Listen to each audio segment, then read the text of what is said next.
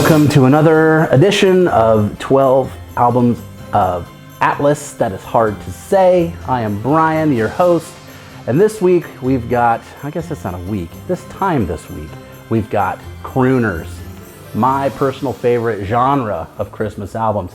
I don't tend to like new stuff, I kind of do, but my heart lies with songs that were recorded 70 years ago. So we're gonna get started. Now this one, A Jolly Christmas with Frank Sinatra. Originally released in 1957. This thing sold like hotcakes. And it wasn't until 1987, 30 years later, that it was put out on CD, which I have. It was recorded May through July of 1957 in Studio A, which is the big studio at Capitol Records down in LA. It's where Frank Sinatra did most of his recording. Mistletoe and Holly is the only song on here that Frank Sinatra got a co-write credit for. And it's one of the only Christmas songs that I know of that doesn't have a lot of covers of it. It's pretty much just his version. A lot of standards are covered and covered and covered, and this one for some reason just doesn't get a lot of play. So I think that one's pretty cool. So this is A Jolly Christmas with Frank Sinatra. Next, The Christmas Song with Nat King Cole. 1960 it was released, and it was called The Magic of Christmas.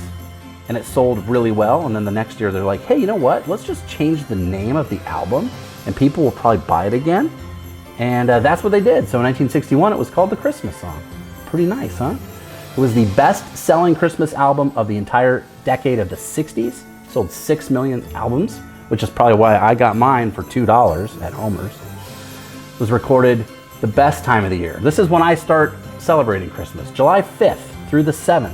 Also Capitol Studios, Hollywood, California.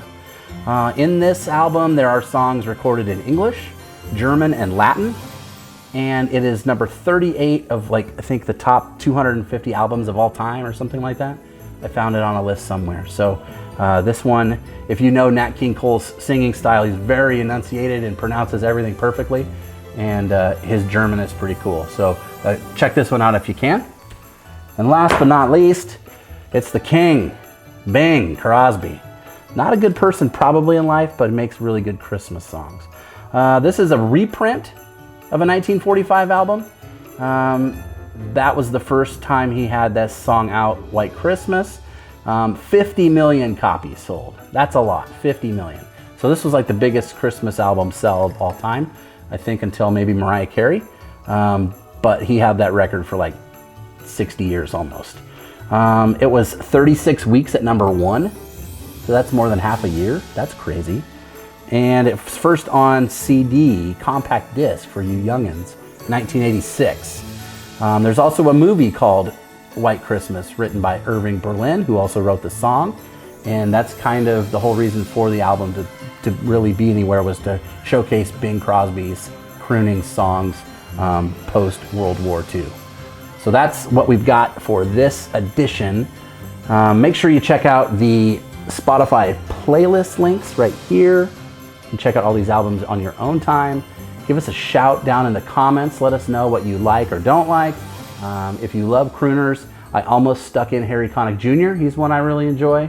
Michael Bublé does the Christmas stuff nowadays, but I don't have his vinyl, so sorry, Michael Bublé. You'll have to, make do with your other $100 million. So you don't get it from me this time. But I do like your tunes. So this has been an episode where we focused on the crooners, the old school stuff, and next time we're gonna go a little new school for you. Thanks for watching, and tune in next time.